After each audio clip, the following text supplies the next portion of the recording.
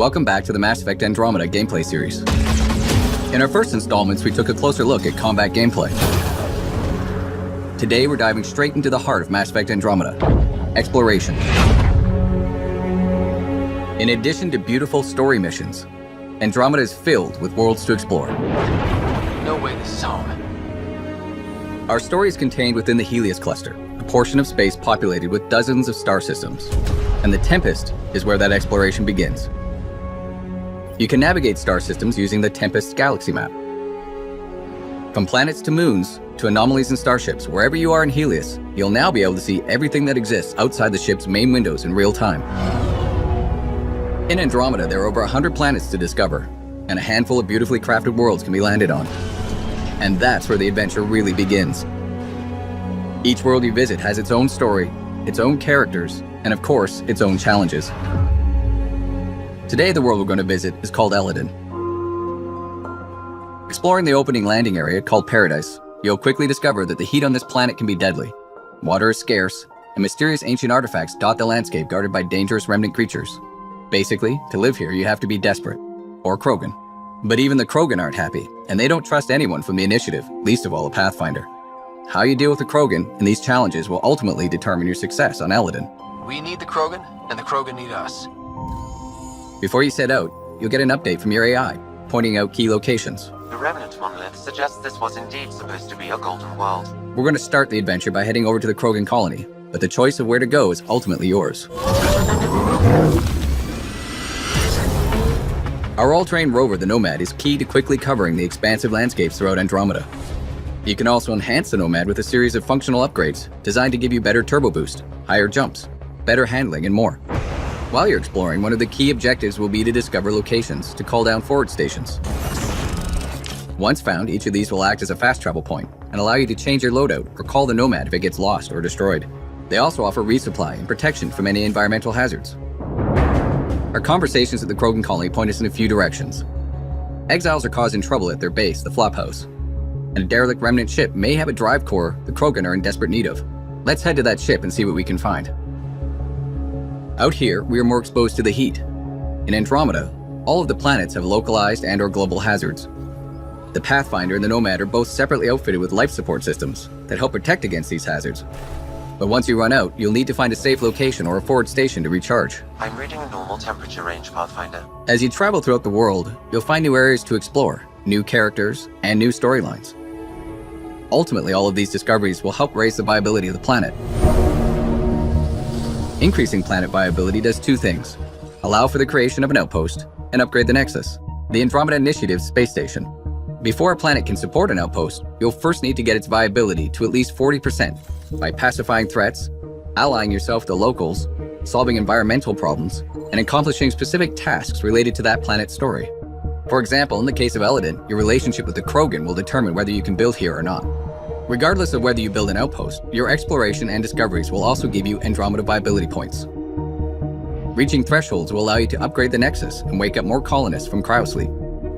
Who you decide to wake up will determine what perks and advantages you'll get. Will you wake up scientists to give you an edge in research and development? Military personnel to give you an edge in combat? Or merchants to give you a leg up when trading? But of course, not everything on these worlds will be so straightforward.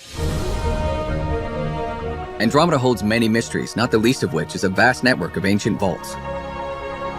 Simply figuring out how to access one of these vaults is a challenge in and of itself that can take you across an entire world. Once inside, you'll need to rely on skills from every element of Andromeda gameplay, including exploration, environmental navigation, puzzle solving, and combat to get them back online, and then make it out alive. Go!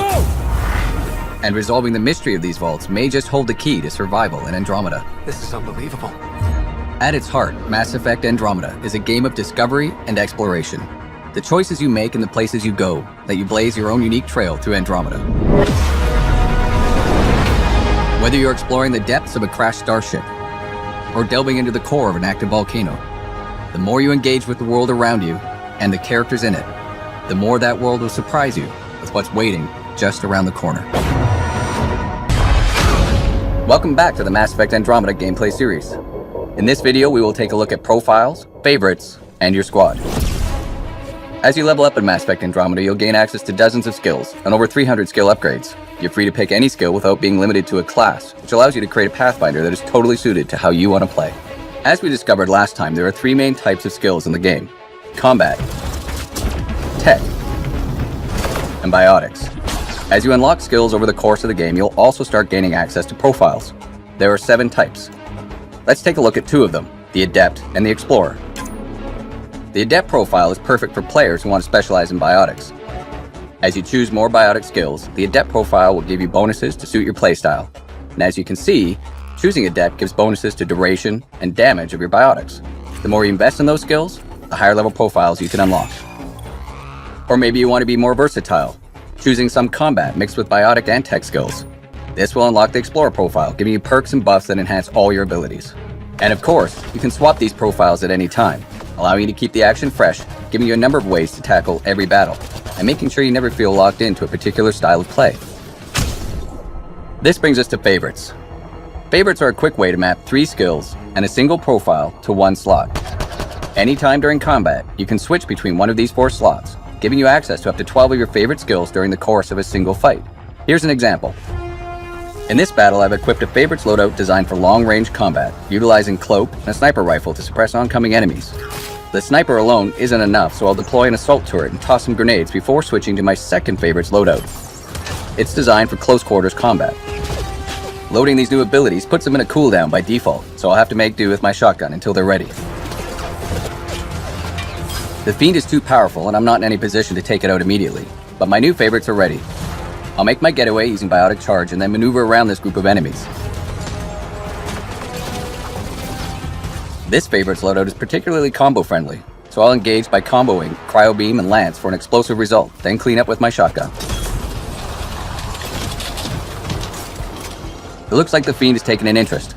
I'll do what I can from a distance before switching to my third favorites loadout, one that emphasizes ranged biotic abilities such as Backlash and Shockwave, as well as Flamethrower. Let's see if we can find a better vantage point and stall the Fiend's approach.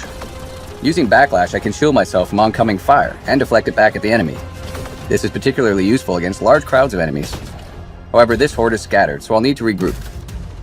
Looks like the Fiend has other plans. I'll stand my ground by using Shockwave and then follow that up with Flamethrower. The Fiend is hurt, but it's going to take more than that to defeat it. Switching to my final favorites loadout, I'll engage the Fiend with soldier-focused abilities. Let's finish it off with Flak Cannon and Trip Mines. And when it comes to combat, don't forget your squad. Each of your 6 squad mates has 3 active and 2 passive skills. In this case, Cora uses her biotics as a support character, and Drac is a bruiser who can soak up lots of damage. Not only can you set your squad up around the battlefield, ordering them to defend locations, attack targets, or rally to your side, but you can also team up with them for devastating power combos. Power combos activate when you or one of your squad mates primes an enemy or groups of enemies, setting them up for the kill. Then you or a squad mate jumps in to detonate and finish the job. And you can always level up your squad mates to make them specifically good at priming or detonating targets. I'm Liam Costa, Security and Response Specialist for the Pathfinder team. Before we set out, we need some basic firearms and mobility training. The name of the game is adaptability. Only so much cargo space on the Arks, so initiative weapons and armor, designed to be customized multiple times in the field. There's 4 main types of guns to work with: pistols, shotguns, assault rifles, and sniper rifles. Pistols are your standard medium to short range weapon. Easy to aim and fire, and low recoil so you can shoot on the move. Lightweight, quick to reload. When you're ready to punch it up a little, Carnifex pistol with grenade launcher augmentation for the advanced user.